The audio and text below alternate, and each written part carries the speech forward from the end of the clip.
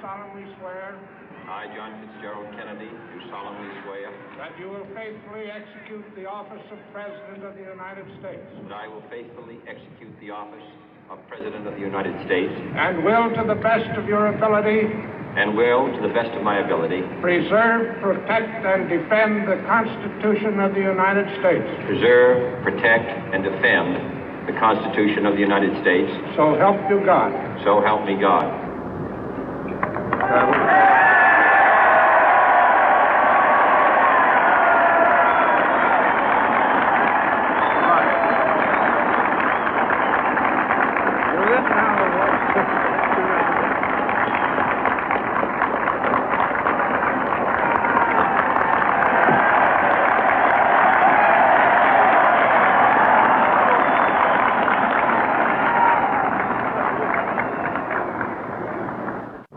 Vice President Johnson, Mr. Speaker, Mr. Chief Justice, President Eisenhower, Vice President Nixon, President Truman, Reverend clergy, fellow citizens.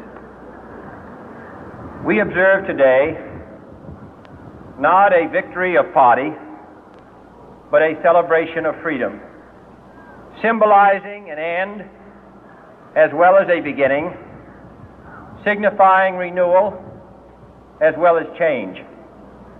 For I have sworn before you and Almighty God the same solemn oath our forebears prescribed nearly a century and 3/4 ago. The world is very different now, for man holds in his mortal hands the power to abolish all forms of human poverty and all forms of human life. And yet the same revolutionary beliefs for which our forebears fought are still at issue around the globe. The belief that the rights of man come not from the generosity of the state, but from the hand of God. We dare not forget today that we are the heirs of that first revolution.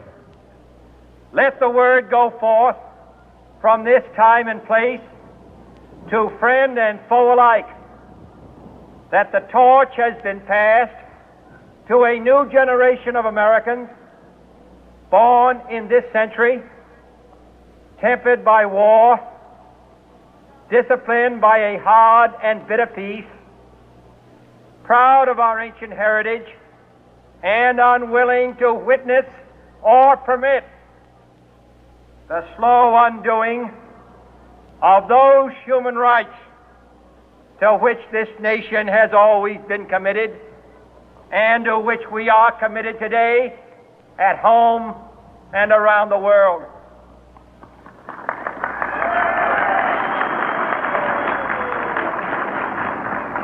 Let every nation know, whether it wishes us well or ill, that we shall pay any price, bear any burden, meet any hardship, support any friend, oppose any foe to assure the survival and the success of liberty.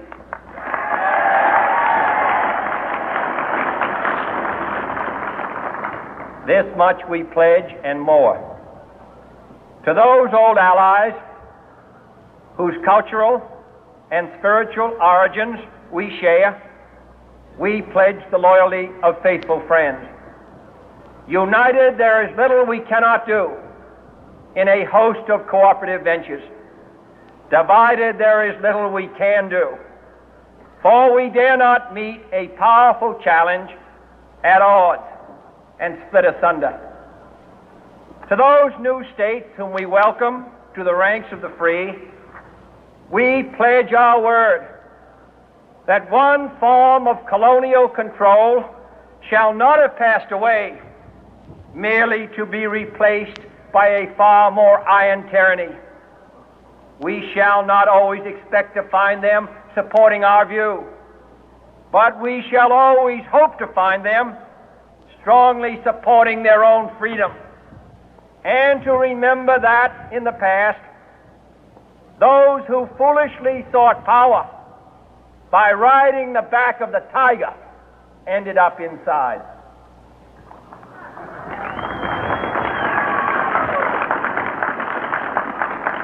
To those people in the huts and villages of half the globe struggling to break the bonds of mass misery, we pledge our best efforts to help them help themselves for whatever period is required, not because the communists may be doing it, not because we seek their votes, but because it is right. If a free society cannot help the many who are poor, it cannot save the few who are rich.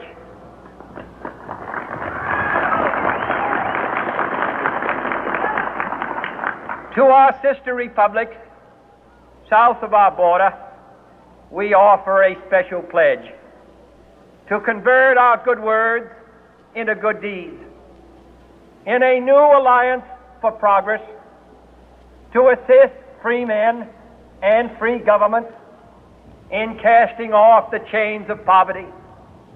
But this peaceful revolution of hope cannot become the prey of hostile powers. Let all our neighbors know that we shall join with them to oppose aggression or subversion anywhere in the Americas.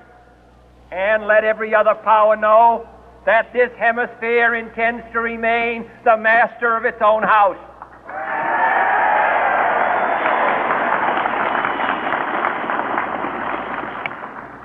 To that World Assembly of Sovereign States, the United Nations, our last best hope, in an age where the instruments of war have far outpaced the instruments of peace, we renew our pledge of support to prevent it from becoming merely a forum for invective, to strengthen its shield of the new and the weak, and to enlarge the area in which its writ may run. Finally, to those nations who would make themselves our adversary, we offer not a pledge, but a request that both sides begin anew the quest for peace. Before the dark powers of destruction, unleashed by science, engulf all humanity in planned or accidental self-destruction, we dare not tempt them with weakness, for only when our arms are sufficient beyond doubt can we be certain beyond doubt that they will never be employed. But neither can two great and powerful groups of nations take comfort from our present course, both sides overburdened by the cost of modern weapons, both rightly alarmed by the steady spread of the deadly atom, yet both racing to alter that uncertain balance of terror that stays the hand of mankind's final war. So let us begin anew, remembering on both sides that civility is not a sign of weakness, and sincerity is always subject to proof. Let us never negotiate out of fear, but let us never fear to negotiate.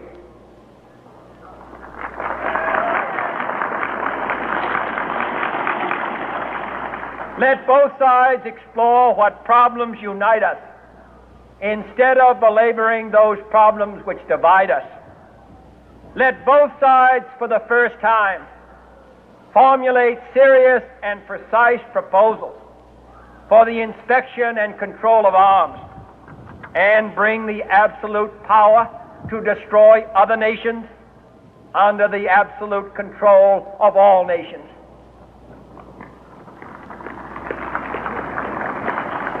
Let both sides seek to invoke the wonders of science instead of its terrors. Together, let us explore the stars, conquer the deserts, eradicate disease, tap the ocean depth, and encourage the arts and commerce. Let both sides unite to heed in all corners of the earth the command of Isaiah to undo the heavy burden and let the oppressed go free. And if a beachhead of cooperation may push back the jungle of suspicion, let both sides join in creating a new endeavor, not a new balance of power, but a new world of law, where the strong are just and the weak secure and the peace preserved. All this will not be finished in the first 100 days, nor will it be finished in the first 1,000 days, nor in the life of this administration, nor even perhaps in our lifetime on this planet. But let us begin.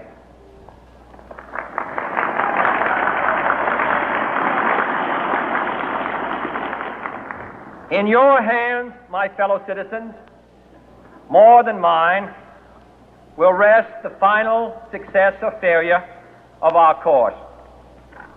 Since this country was founded, each generation of Americans has been summoned to give testimony to its national loyalty. The graves of young Americans who answered the call to service surround the globe. Now the trumpet summons us again, not as a call to bear arms, though arms we need, not as a call to battle, though in battle we are, but a call to bear the burden of a long twilight struggle, year in and year out, rejoicing in hope, patient in tribulation, a struggle against the common enemies of man, tyranny, poverty, disease, and war itself. Can we forge against these enemies a grand and global alliance, north and south, east and west, that can assure a more fruitful life for all mankind? Will you join in that historic effort?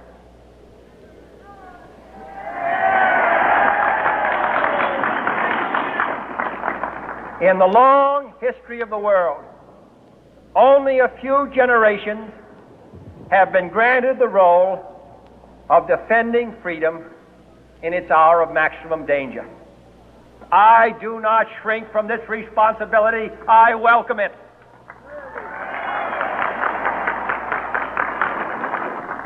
I do not believe that any of us would exchange places with any other people or any other generation. The energy, the faith, the devotion which we bring to this endeavor will light our country and all who serve it. And the glow from that fire can truly light the world. And so, my fellow Americans, ask not what your country can do for you, ask what you can do for your country.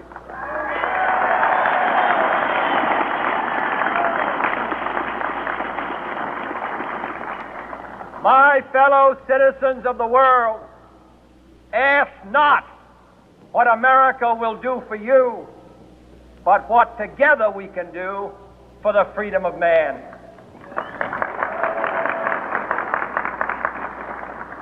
Finally, whether you are citizens of America or citizens of the world, ask of us here the same high standards of strength and sacrifice which we ask of you. With a good conscience, our only sure reward, with history the final judge of our deeds, let us go forth to lead the land we love, asking His blessing and His help, but knowing that here on earth God's work must truly be our own.